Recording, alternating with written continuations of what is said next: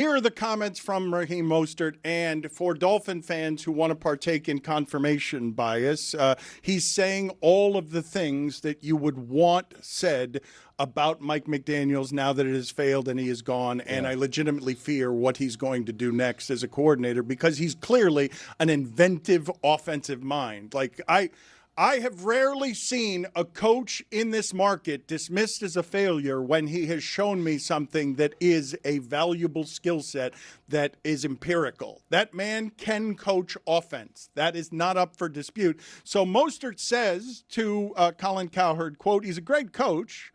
If guys are talking, he'll listen and give them some advice. But head coach-wise, when you have a coach that is so player-friendly, it doesn't really mix all that well. Look at the coaches in history, not just in the NFL, of all of these different sports franchises. They have coaches that implement toughness, resilience, and that's something that he kind of missed the mark on in being a head coach. He called him nonchalant, laid back, a player's coach, and he said that players respond better to a head coach whose attitude is, we're getting the job done, and it's my way or the highway. I hate hearing a player say this because I'm constantly objecting to how it is that adult human beings are infantilized, that the guys with muscles need a brain to teach them toughness. Like, it bothers me. Yeah. And I understand why it is that it happens. I don't think of Pete Carroll as one example, as somebody who is so tough that he's not a player's coach. I think all of us here would want to work for a player's coach, and this Mostert is making it sound like he can't be great unless someone else makes him tough. I'm sorry, I have to correct you. It's Mike McDaniel, not Mike McDaniels. Yeah. It's Josh McDaniels. Right. That's a Cuban thing, though, Trista. Like, we put S's at the end of things that don't need to be there. It's like the Heats. Like, sometimes we say things like that where just like, it comes out of nowhere. Yeah, it's because he's Cuban. That's a play on for me, Dan. Thank you, Tony. I appreciate that, but I have been adding S's. This is an age thing. This is not a Spanish thing. Maybe I appreciate it is a Spanish thing though. My mom does it too. Yeah, but it's an old person Spanish thing. If I call them, look, man, retire me on the spot if I start calling them the Miami Heats. I'll let it play on for that. Also, to kind of tie it back, Greg, you said that Paul Maurice is a hard-ass coach. Can you give me some examples of some soft-ass coaches? Wow. Well, the argument right now is that Mike McDaniel was a soft-ass coach, right? I mean, that's what they're saying, but they're retrofit. Raheem Mostert is retrofitting that to McDaniel fizzling in the last couple of seasons. Raheem Mostert wasn't saying anything bad about Mike 20 McDaniel touchdowns. When he was scoring 20 touchdowns and when they were putting up 70 points on Denver and when Tua was made the Pro Bowl and everything looked good for a minute. But now that they've changed coaches, you look back and you say, all right, here's what happened. He was too soft. But where are you guys on this, right? Because the problem with this to me is Mostert is now giving voice to something that most fans already thought about McDaniel, and furthermore, it's what most fans want their coach to be. They want their coach to be, especially in football, drill sergeant guy, military guy, and I don't think that works with today's 20-year-old. Isn't that what got Brian Flores fired? They went the opposite when someone was tough. I think that Brian Flores, though, was tough on everybody. He was also tough up. Like, tough down is one thing. If you're being tough up when the owner doesn't want you to be, I assure you, the owner doesn't want a hard ass with him. That's why I'm scared to correct you. The thing is, when you look at sports, when you look at politics, when you look at whatever it is, like, there's one side that gets in power, and then it's like, man, this doesn't work this way. Let's go the complete opposite way, right? Brian Flores was such a hard ass. We got to go to the complete opposite end of the spectrum and get a cool, laid-back guy from California. Now that doesn't work. Now you got to get somebody kind of in the middle. So it's like halfly. Look at the same thing. He's with literally half. Literally. But like Denver had Mike Malone, hard ass coach, got him to a championship, won a championship. Then after that, fizzled out. They did get literally, because he's also small. so they literally got the halfway point between McDaniel and Flores. They got someone who is half of both of them.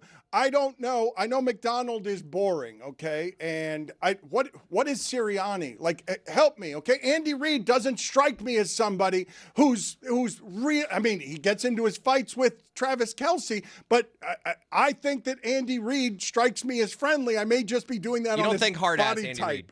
No, you think hard-ass Dan Campbell.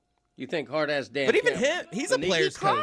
Yeah, but he's a kneecap biter. He is, that's true. That's what you want publicly. That's why Jeff Hafley, in the wake of Mike McDaniel, that's why Jeff Hafley comes in and uses words like, we want to be physical. We want other teams to be afraid of us and not want to play us. That's what you have to say. That's coach speak, particularly when you're a coach replacing a coach who was considered But do soft. you believe, like, the part that I'm most objecting to is that the people who have gotten to the top of that sport, fighting other men for money with violence, the idea that the guy on the sideline is going to make them tougher.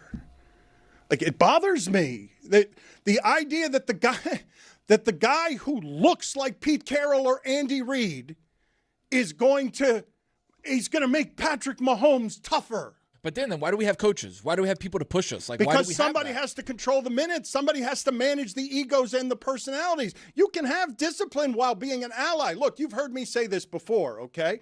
I believe that these coaches are in charge but should act for the very best players as administrative assistants. How can I help you be better? You're the one who's got the football. What can I do to make you be better? And I'll acknowledge that some guys need tough love, discipline, and maturity. But to say a whole locker room does, like to say that it insults the locker room to say that all of those grown men who are tough and violent for a living aren't tough enough because the coach isn't making them tougher.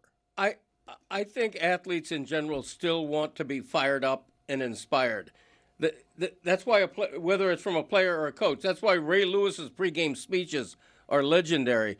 Because athletes want that. But Foxworth said he got tired of those after the first couple, that they all started to sound the same. Right. Like, not everyone needs that. I mean, we used to hear the stories from Tim Hardaway, right, about Pat Riley. It's like, yeah, he's a great motivator. That's a shame for me. I think the perfect storm of the coach that was needed, that wasn't necessarily needed, but needed a lot, was Mike Vrabel last year. Him being a player from that organization, a player's coach, and a little bit hard-assed it, worked wonders for the Patriots. The McDaniel stuff from Raheem Mostert, though, I think is a little bit tired because, first couple years of McDaniel, winning 11 games, winning 10 games, postseason appearances, I don't know, seemed like the players were responding pretty well. And guess when the players didn't respond pretty well? When we realized that Mike McDaniel may not be as great a coach as the other guys, and, the offense was kind of figured out, and he wasn't able to, make the right adjustments. Plus, with Tyreek Hill getting hurt.